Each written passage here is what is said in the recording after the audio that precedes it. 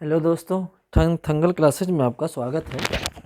बच्चों, जैसा कि ये वीडियो काफ़ी दिन बाद, वाइट बोर्ड वाले लेक्चर का वीडियो काफ़ी दिन बाद पढ़ रहा है, इसके पीछे के कुछ कारण थे। क्योंकि डेंगू, टाइफाइड, मलेरिया, कई सारी बीमारी एक साथ ऊपर वाले ने भेज दी थी, तो थोड़ी समस्या थी बच्चों। अभी बहुत ठीक नहीं है, फिर भी क्लास लेने लायक है। आइए उसी वीडियो की सीरीज को आगे बढ़ाते हैं। हम लोग पढ़ रहे थे भारत के प्रमुख पर्वतीय क्षेत्रों को, जिसमें हम लोगों ने हिमालय को पढ़ा था। अब हिमालय के थोड़ा दक्षिण में आएंगे तो आपको गंगा का मैदानी क्षेत्र मिलेगा और उसके बाद भारत का प्रायद्वीपीय क्षेत्र मिलेगा।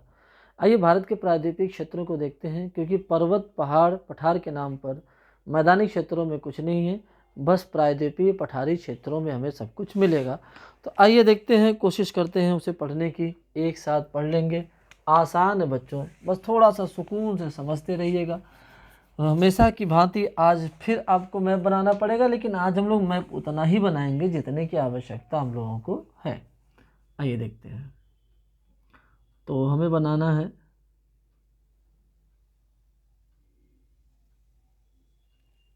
दक्षिण भारत का नक्शा।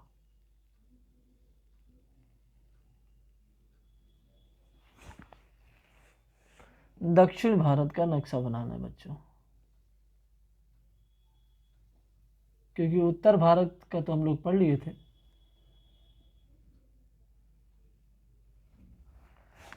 आज मात्र बनाना है दक्षिण भारत का हमें। तो चलिए देखते हैं।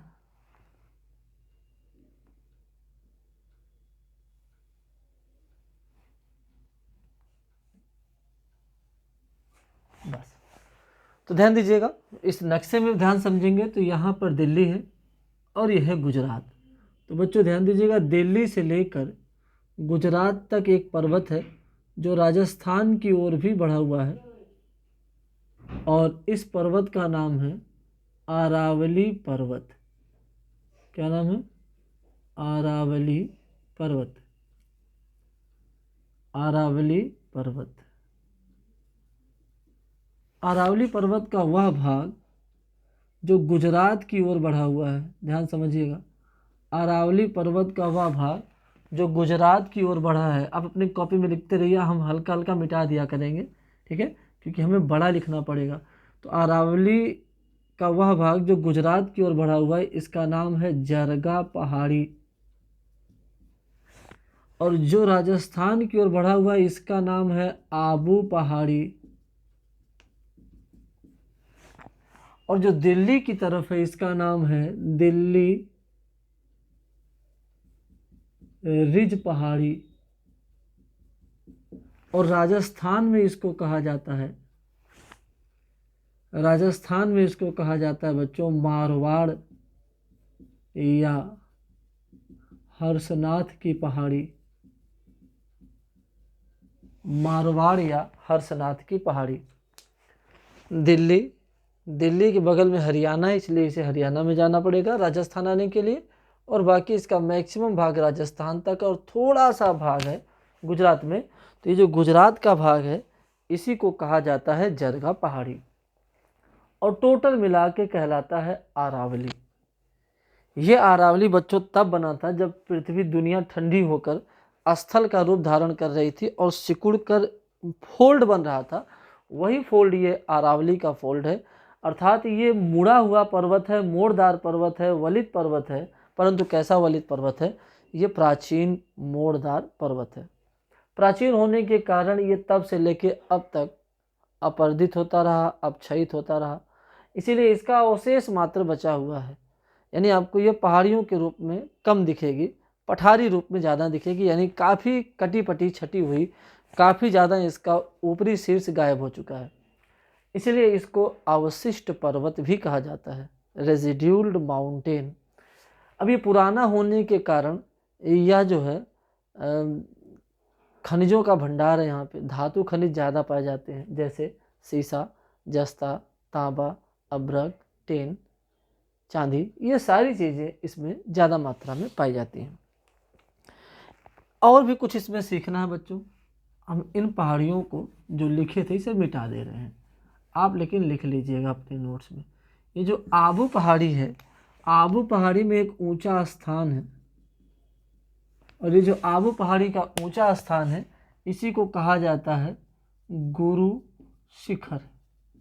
गुरु शिखर, और ये गुरु शिखर की ऊंचाई है 1722 मीटर, 1722 मीटर, और ये आबू की सबसे ऊंची पहाड़ी है। इतनी ऊंची पहाड़ी तो अरावली में कहीं नहीं है, इसका मतलब ये अरावली की भी सबसे ऊंची पहाड़ी है, राजस्थान में है, और इसीलिए राजस्थान की भी सबसे ऊंची चोटी हो जाएगी। राजस्थान की सबसे ऊंची चोटी है, अरावली की सबसे ऊंची चोटी है, और ये स्थित है आबू पहाड़ी में, इसलिए आबू पहाड़ी की भी ये सबसे ऊंची चोटी हो जाएगी। इसके इस तरफ एक पठारी भाग है जिसे कहा जाता है मेवाड़ का पठार।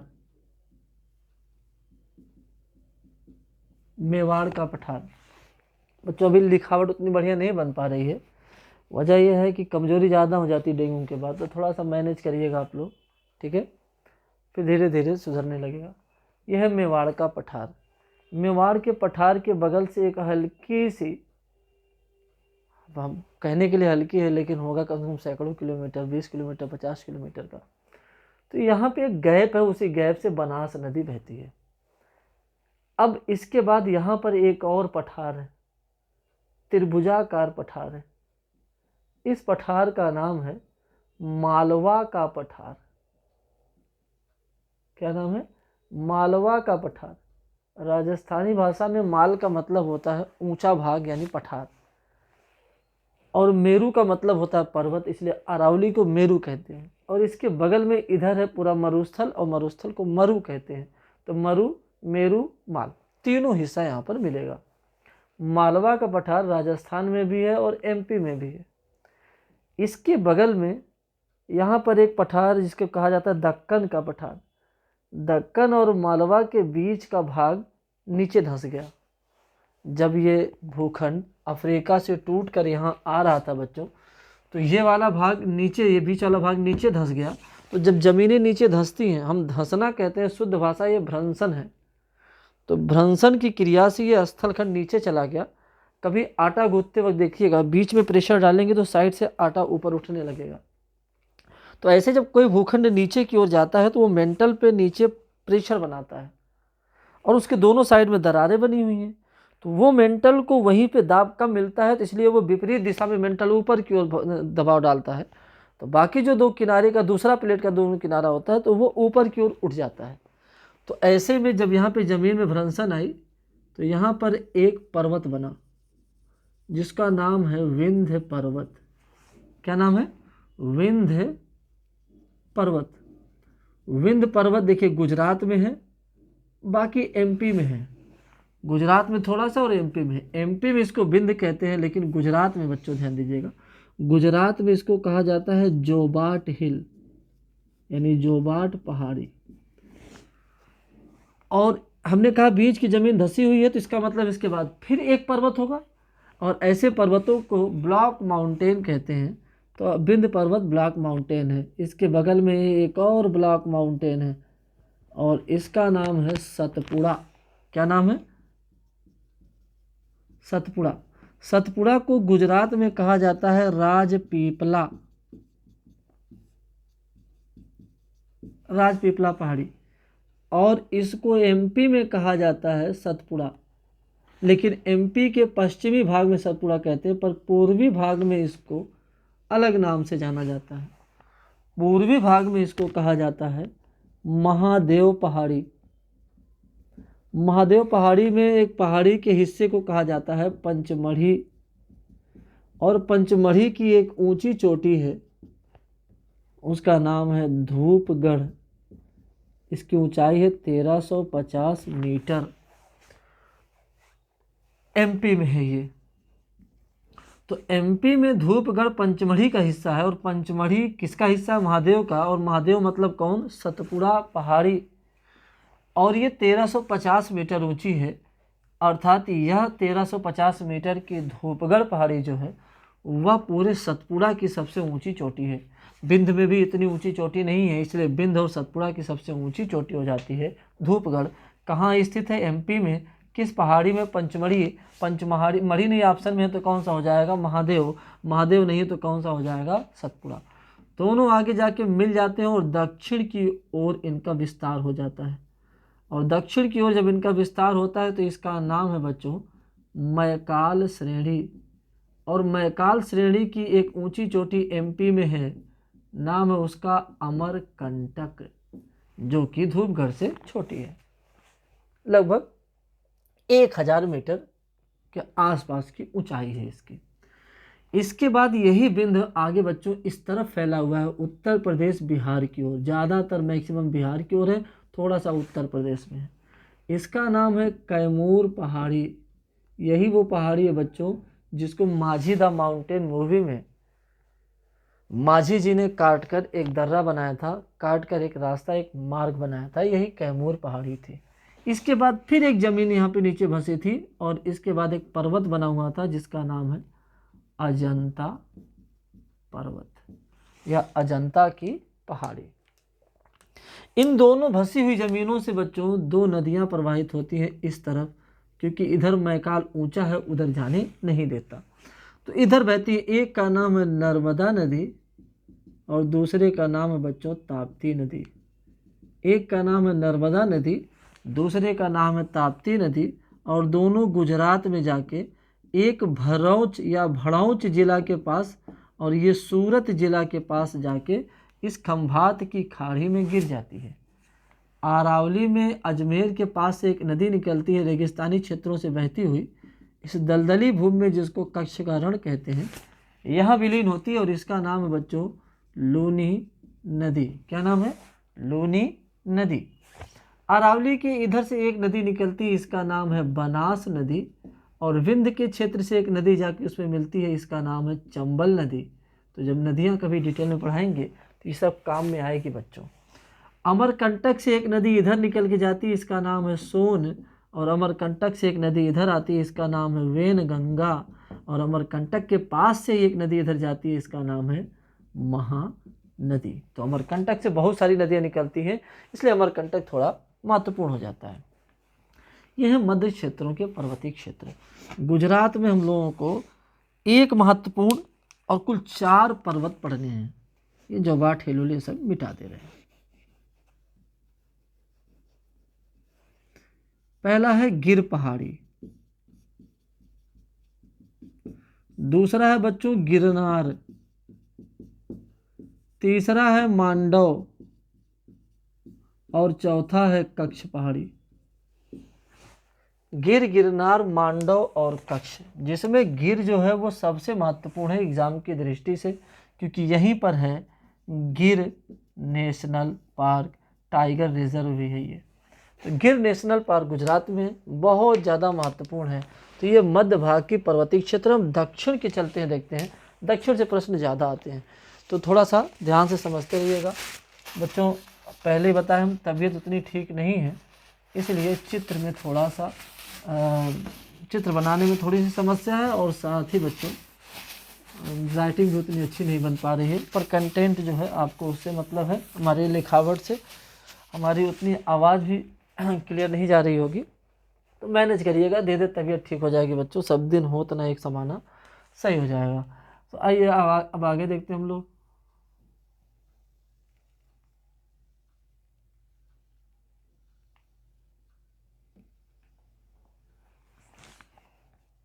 चलिए, एक पर्वत अभी हम लोगों ने देखा यहाँ पर, अजंता पहाड़ी। सतपुड़ा के जो दक्षिण में था वही पर्वत है अजंता पहाड़ी, यानी अजंता हिल। अजंता हिल के बाद से शुरू होता है दक्षिण भारत का पर्वतीय क्षेत्र। तो उस पिछले लेक्चर में हमने पढ़ाया था कि प्लेट के टकराने से पिछला भाग ऊपर उठ गया, इसलिए जो दक्षिण का पर्वतीय क्षेत्र होगा वो नीचे की ओर ऊंचा होता जाएगा, इसलिए दक्षिण भारत की ऊंची चोटियां एकदम नीचे पाई जाएंगी, यानी दक्षिण में पाई जाएंगी। तो गुजरात में, गोवा में, कर्नाटक के बॉर्डर पर जाते हुए केरल और तमिलनाडु में भी पर्वतें फैली हुई हैं।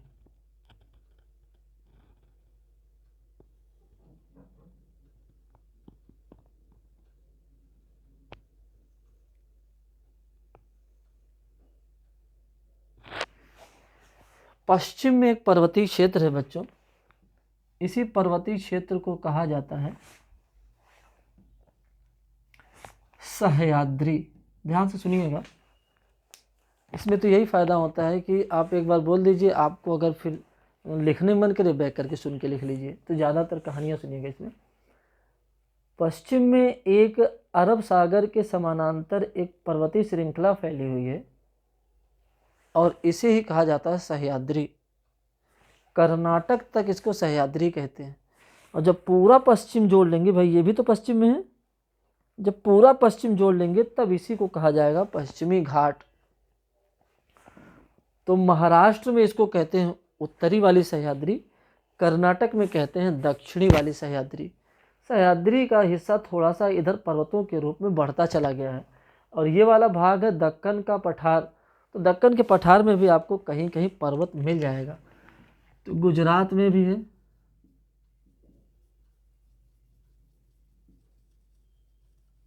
जो इधर फैला हुआ उसे बना दे रहे हैं, बाकी इसका जो है हम PDF डिस्क्रिप्शन में डाल देंगे, इसका लिंक आप लोग देख लीजिएगा उसको और डाउनलोड एकदम एग्जैक्ट भेज देंगे, ठीक है। उसी पे इसी का अभ्यास कर लीजिएगा, 2-4 बातें बस लिखिए, बाकी चित्र बना हुआ है आप लोग बना लीजिएगा, ठीक। तो इसको कहा जाता है सह्याद्री। ये है सह्याद्री बच्चों। सह्याद्री से जो इधर निकला हुआ भाग है इसको कहा जाता है हरिश्चंद्र पहाड़ी, इसे कहा जाता है बालाघाट पहाड़ी, इसे कहा जाता है बाबा बूदान पहाड़ी और इसे कहा जाता है ब्रह्मगिरी पहाड़ी। और ये कर्नाटक में जाके एक दूसरे पर्वत से जुड़ जाता है जिसको गांठ कहते हैं। दोनों के मिलने को गांठ कहा जाता है और इस गांठ का नाम है बच्चों नीलगिरी, अर्थात नीलगिरी की गांठ। जो इधर से पर्वत आ रहा है वो बच्चों उड़ीसा, यहाँ तक कि वेस्ट बंगाल से भी आ रहा है। तो थोड़ा सा वेस्ट बंगाल में है, उड़ीसा में है, आंध्र प्रदेश में है, तमिलनाडु में है। इसको कहा जाता है पूर्वी घाट। क्या कहते हैं? पूर्वी घाट कहते हैं बच्चों। प्यारे बच्चों, सहयोग करते रहिए, चैनल से वीडियो पूरा कंप्लीट देखते रहिए। हम आपको फ्री में ही हिस्ट्री, ज्योग्राफी, पॉलिटी, इकोनॉमी, अंतर्राष्ट्रीय संबंध, यूपी स्पेशल सभी एग्ज़ाम की दृष्टि से जो सब्जेक्ट हैं वो कंप्लीट पढ़ाएंगे, ठीक है, और फ्री में पढ़ाएंगे आपको। बस चैनल का सपोर्ट करते रहिए। सब्सक्राइबर जो भी आपके करीबी हों उन तक भेजते रहिए, वीडियो शेयर करते रहिए, ज़्यादा से ज़्यादा लोगों का भला हो। आइए देखते हैं, जो पूर्व की ओर से पर्वत आ रहा है इसका नाम है पूर्वी घाट, यानी ईस्टर्न घाट, पूर्वी घाट। पूर्वी घाट को बच्चों उड़ीसा में अरोया कोंडा कहते हैं। बहुत सारे नाम हैं बच्चों सबके, अलग अलग जगहों पर। नदियों ने काट के इनको अलग अलग कर दिया, क्योंकि इधर की सभी नदियां उधर बहती हैं, तो काट के इनको जगह जगह से काट काट के इनको क्या किए हैं, कई हिस्सों में बांट दिए हैं। तो अलग अलग क्षेत्रों में इनका क्षेत्रीय नाम है तो पूरा पूर्वी घाट कहेंगे। अरोया कोंडा, इसको आंध्र प्रदेश में यहाँ पर नल्ला मलाई कहते हैं या नल्ला मला पहाड़ी। क्या कहते हैं? नल्ला मला पहाड़ी। और यहाँ मध्य भाग पर 2 पैरेलल हैं, एक का नाम है बेली कोंडा और एक का नाम है पाल कोंडा। ये सब पहाड़ियाँ हैं लाइन से। इसके बाद है आंध्र प्रदेश में ही नगारी पहाड़ी। क्या नाम है? नगारी पहाड़ी। आंध्र प्रदेश में ही है नगारी पहाड़ी। तो ये टोटल हो गया आंध्र प्रदेश में। इसके बाद तमिलनाडु में देखते हैं। तमिलनाडु में इसको कहा जाता है जवादी पहाड़ी। जवादी पहाड़ी। फिर इसी को जवादी के बाद कहा जाता है सेवाराय या सेवराय पहाड़ी। सेवराय पहाड़ी के बाद फिर इसी को यहाँ पर कहा जाता है पंचमलाई पहाड़ी। बच्चों मलाई मतलब पर्वत होता है, और इसी को आगे कहा जाता है सेरुमलाई। इन बॉन्ड से नॉर्थ से अलग एक पहाड़ी है जिसका नाम है पालनी पहाड़ी, ये भी तमिलनाडु में है। एटलस में देख के पढ़िएगा बच्चों, ये है तमिलनाडु में। अभी तमिलनाडु में इतना ही नहीं, और भी है। संयुक्त रूप से पश्चिमी घाट फिर आगे 3 भागों में बटा हुआ है। एक का नाम है नीलगिरी पहाड़ी, दूसरे का नाम है, इधर कर दे, दूसरे का नाम है अन्नामलाई, और तीसरे का नाम है कार्डमम। तो कार्डमम को हिंदी में इलायची कहते हैं, तो कहीं कहीं इलायची लिखा हुआ मिलेगा। इनकी ऊंची चोटियां पूछता है।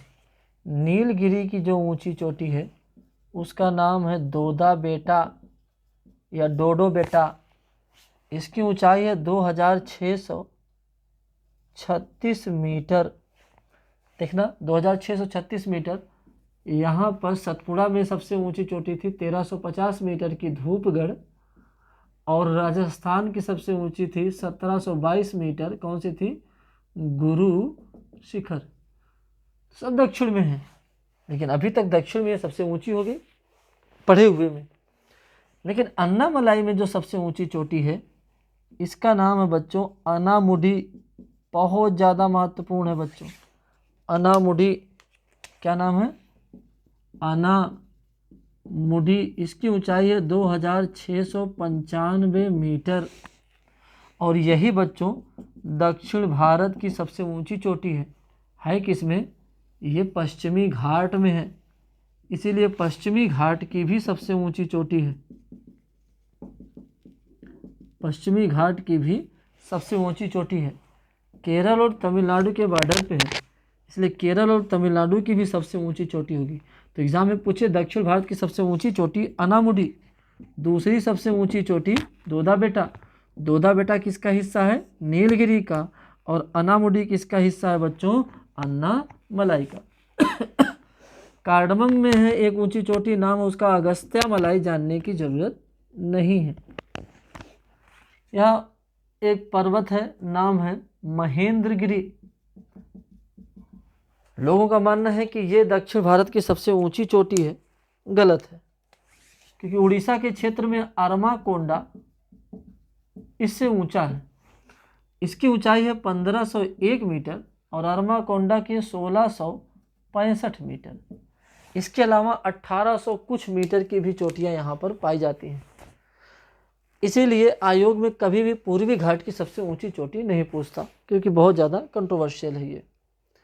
तो बहुत सारे पर्वत पढ़े बच्चों, हम लोग अजंता पढ़े, सतपुड़ा पढ़े, बिंद पढ़े, अरावली पढ़े, मैकाल पढ़े, कैमूर पढ़े, हरिश्चंद्र पढ़े, बालाघाट पढ़े, सह्याद्री पढ़े, उत्तरी सह्याद्री, दक्षिण सह्याद्री, बाबा बुदान, ब्रह्मगिरी, नीलगिरी, अन्नामलाई, कार्डमम, पालनी, सेरुमलाई, पंचमलाई, सेवाराम पहाड़ी, सेवाराय पहाड़ी, जवादी पहाड़ी, नगारी पहाड़ी, पालकोंडा, बेलीकोंडा, नल्लामला पहाड़ी, अरमाकोंडा, अरोराकोंडा। यहाँ पे जो हम लोगों ने पढ़ा था विंध्य सतपुड़ा, यही आगे जाके कहलाते छोटा नागपुर पठार। छोटा नागपुर पठार जो है बच्चों, यहाँ से एक पहाड़ी फैली हुई थी मेघालय तक, लेकिन गंगा यमुना गंगा ब्रह्मपुत्र नदियों ने इसे काट कर भर दिया, और प्लेटों के दबने से यहाँ पे गैप भी बन गया था, जिसको मालदा गैप कहते हैं। तो ये पहाड़ी 2 भागों में बट गई। इसे झारखंड में कहा जाता है राजमहल पहाड़ी, और उस तरफ भारत में मेघालय में इसको 3 नाम से जाना जाता है, गारो, खासी और जयंतिया पहाड़ी। ये तैयार होगा बच्चों तो नदियाँ आपको पढ़ना आसान हो जाएगा। कारण क्या है नदियों के आसान होने का? कि यहाँ से एक नदी निकलेगी नासिक के क्षेत्र से बच्चों, और वो जाके यहाँ पर मिलेगी। एक और नदी मिलेगी यहाँ पे, गोदावरी हो जाएगी, कृष्णा हो जाएगी।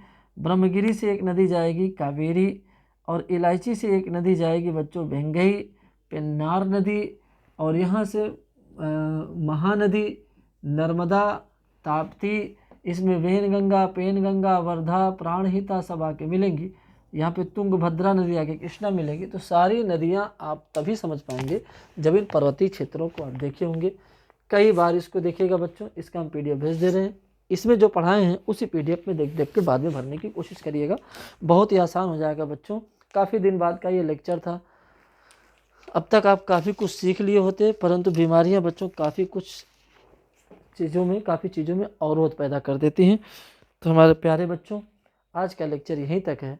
हम फिर अगले लेक्चर में मिलेंगे आपसे। धन्यवाद। MCQ जो आपके पास जाता है उसको आप लोग सॉल्व ज़रूर किया करिए और उसके आंसर उसी समय कमेंट बॉक्स में दिया करिए। इससे आपका ऊर्जा उसे सॉल्व करने का अलग से बना रहता है। तो आप अपने कर्तव्य को निभाते रहिए, हम अपने कर्तव्य को निभाएंगे। फिर मिलते हैं बच्चों, धन्यवाद।